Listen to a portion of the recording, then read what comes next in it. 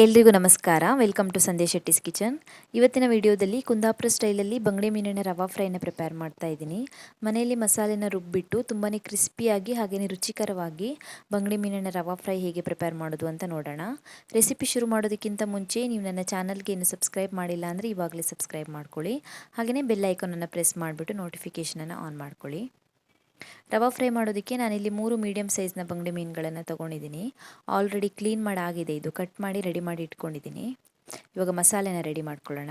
ಮಸಾಲೆಗೆ ಮೊದಲಿಗೆ ಒಂದು ಫ್ರೈಯಿಂಗ್ ಪ್ಯಾನ್ನ ಕಾಯಿಸ್ಬಿಟ್ಟು 5 ಬ್ಯಾಡಗಿ ಮೆಣಸಿನ್ಕಾಯಿಗಳನ್ನು ಚೆನ್ನಾಗಿ ಫ್ರೈ ಮಾಡ್ಕೊಳ್ಳಿ. ಒಂದು 2 ನಿಮಿಷ ಫ್ರೈ ಮಾಡ್ಕೊಳ್ಳಿ ಮೀಡಿಯಮ್ ಫ್ಲೇಮಲ್ಲಿ. 2 ನಿಮಿಷ ಫ್ರೈ ಆದಮೇಲೆ ಅದೇ ಪಾತ್ರೆಗೆ ಒಂದು 2 ಚಮಚ ಆಗೋಷ್ಟು ಧನಿಯಾ ಕಾಳು ಹಾಗೆಯೇ 1/4 ಚಮಚ ಆಗೋಷ್ಟು ಕಾಳು ಮೆಣಸನ್ನು ಸೇರಿಸ್ಬಿಟ್ಟು ಎಲ್ಲನೂ ಸೇರಿಸಿ ಮತ್ತೆ ಇನ್ನೊಂದು 2 ನಿಮಿಷ ಚೆನ್ನಾಗಿ ಫ್ರೈ ಮಾಡ್ಕೊಳ್ಳಿ ಮೀಡಿಯಮ್ ಫ್ಲೇಮಲ್ಲಿ.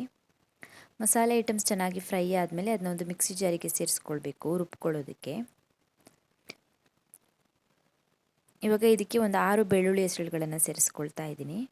ಹಾಗೆಯೇ 3 ಚಮಚ ಆಗೋಷ್ಟು ತಿಕ್ಕಾಗಿರುವಂಥ ಹುಣಸೆ ಹಣ್ಣಿನ ರಸನ ಸೇರಿಸ್ಕೊಳ್ತಾ ಇದ್ದೀನಿ. 1/4 ಚಮಚ ಆಗೋಷ್ಟು ಅರಿಶಿಣ ಪುಡಿನ ಸೇರಿಸ್ಕೊಳ್ಬೇಕು. ಹಾಗೆಯೇ ಒಂದು ಸ್ವಲ್ಪ ನೀರು ಸೇರಿಸ್ಬಿಟ್ಟು ರುಬ್ಕೊಳ್ಬೇಕು ಮಸಾಲೆನ. ರುಬ್ಬಿರುವಂಥ ಮಸಾಲೆ ರೆಡಿಯಾಗಿದೆ. ಇವಾಗ ಇದಕ್ಕೆ ಉಪ್ಪನ್ನು ಸೇರಿಸ್ಕೊಳ್ತಾ ಇದ್ದೀನಿ. ಚೆನ್ನಾಗಿ ಮಿಕ್ಸ್ ಮಾಡ್ಕೊಳ್ಬೇಕು ಉಪ್ಪನ್ನು ಸೇರಿಸ್ಬಿಟ್ಟು. ನಾನು ಮೀನಿಗೇನು ಉಪ್ಪು ಹಾಕ್ಕೊಳ್ತಾ ಇಲ್ಲ, ಎಷ್ಟು ಉಪ್ಪು ಬೇಕಾಗುತ್ತೋ ಅಷ್ಟು ಉಪ್ಪನ್ನು ಮಸಾಲೆಗೆ ಸೇರಿಸ್ಕೊಳ್ತಾ ಇದ್ದೀನಿ. ಉಪ್ಪು ಸೇರಿಸಿದ್ಮೇಲೆ ಮಸಾಲೆನ ಮೀನಿಗೆ ಅಪ್ಲೈ ಮಾಡ್ಕೊಳ್ಳೋಣ. ಎಲ್ಲ ಮೀನಿಗೂ 2 ಕಡೆ ಚೆನ್ನಾಗಿ ಅಪ್ಲೈ ಮಾಡ್ಕೊಳ್ಳಿ ಮಸಾಲೆನ. ಈ ರೀತಿ ಮಧ್ಯಕ್ಕೆ ಮಾರ್ಕ್ ಮಾಡ್ಕೊಳ್ಳೋದ್ರಿಂದ ಮಸಾಲೆ ಹಚ್ಕೊಳ್ಳೋದಕ್ಕೆ ಚೆನ್ನಾಗಾಗುತ್ತೆ, ಮೀನಿಗೆ ಚೆನ್ನಾಗಿ ಹಿಡಿಯುತ್ತೆ ಮಸಾಲೆ. ಎಲ್ಲ ಮೀನಿಗೂ ಚೆನ್ನಾಗಿ ಅಪ್ಲೈ ಮಾಡ್ಕೊಳ್ಳಿ ಮಸಾಲೆನ. ಎಲ್ಲ ಮೀನಿಗೂ ಮಸಾಲೆ ಹಚ್ಚಿದ ಮೇಲೆ ಇದನ್ನ ಒಂದು 20 ನಿಮಿಷದವರೆಗೂ ಮ್ಯಾರಿನೇಟ್ ಆಗೋದಕ್ಕೆ ಹಾಗೆಯೇ ಇಟ್ಬಿಡೋಣ.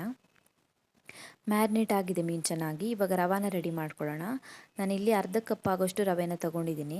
ಇದಕ್ಕೆ ಇವಾಗ ಒಂದು 1/4 ಚಮಚ ಆಗೋಷ್ಟು ಉಪ್ಪು ಮತ್ತು 1/4 ಚಮಚ ಆಗೋಷ್ಟು ಅಚ್ಚಕಾರದ ಪುಡಿನ ಸೇರಿಸ್ಕೊಳ್ತಾ ಇದ್ದೀನಿ. ಸೊ ಹೊರಗಡೆ ಕೋಟಿಂಗ್ ಸಪ್ಪೆ ಆಗಲ್ಲ ಇದೆರಡು ಸೇರಿಸೋದ್ರಿಂದ, ಉಪ್ಪು ಮತ್ತು ಖಾರ ಸೇರಿಸೋದ್ರಿಂದ.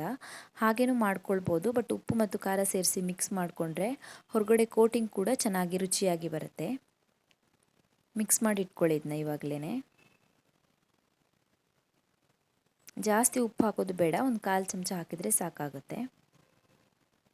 ಸೊ ಮೀನು ಮ್ಯಾರಿನೇಟ್ ಆಗಿದೆ. ಇವಾಗ ಇದನ್ನ ರವೆಯಲ್ಲಿ ಕೋಟ್ ಮಾಡ್ಕೊಳ್ಳೋಣ. 2 ಕಡೆ ಚೆನ್ನಾಗಿ ಹತ್ಕೊಳ್ಳಿ ರವೆಯಲ್ಲಿ ಮೀನನ್ನು. ಎಲ್ಲ ಕಡೆ ಚೆನ್ನಾಗಿ ಹಿಡಿಬೇಕು ರವೆ ಕೋಟಿಂಗು. ಸೊ ಎಲ್ಲ ಕಡೆ ಚೆನ್ನಾಗಿ ಹದ್ಕೊಳ್ಳಿ.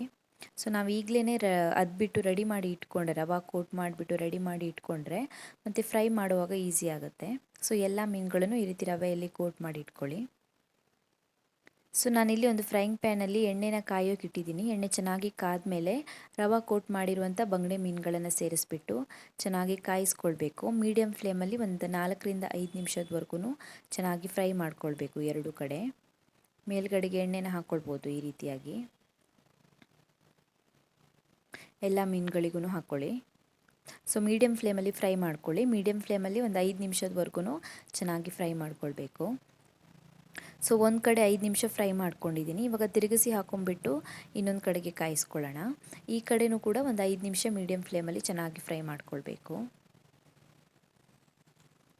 ಎಲ್ಲ ಮೀನುಗಳನ್ನು ತಿರುಗಿಸಿ ಹಾಕ್ಕೊಳ್ಳಿ. ಸೊ 2 ಕಡೆ ಒಂದು 5-5 ನಿಮಿಷ ಫ್ರೈ ಮಾಡ್ಕೊಂಡಿದ್ದೀನಿ. ಕುಕ್ ಆಗಿದೆ, ಇವಾಗ ರೆಡಿಯಾಗಿದೆ ಮೀನು. ರಿಮೂವ್ ಮಾಡ್ಕೊಳ್ಳೋಣ ಪಾತ್ರೆಯಿಂದ. ತುಂಬಾ ರುಚಿಯಾಗಿ ಬರುತ್ತೆ, ಕ್ರಿಸ್ಪಿಯಾಗಿ ಚೆನ್ನಾಗಿರುತ್ತೆ, ರುಚಿ ಕೂಡ ತುಂಬ ಚೆನ್ನಾಗಿ ಬರುತ್ತೆ. ನೀವು ಕೂಡ ಟ್ರೈ ಮಾಡಿ ನೋಡಿ. Thank you for watching my video. ನಿಮಗೆ ಈ ವಿಡಿಯೋ ಇಷ್ಟವಾಗಿದ್ದರೆ ವಿಡಿಯೋಗೊಂದು ಲೈಕ್ ಕೊಡಿ, ಹಾಗೆಯೇ ಕಮೆಂಟಲ್ಲಿ ತಿಳಿಸಿ ಹೇಗಿದೆ ಅಂತ. ನೀವು ನನ್ನ ಚಾನಲ್ಗೆ ಇನ್ನೂ ಸಬ್ಸ್ಕ್ರೈಬ್ ಮಾಡಿಲ್ಲ ಅಂದರೆ ಇವಾಗಲೇ ಸಬ್ಸ್ಕ್ರೈಬ್ ಮಾಡ್ಕೊಳ್ಳೋದನ್ನು ಮರಿಬೇಡಿ.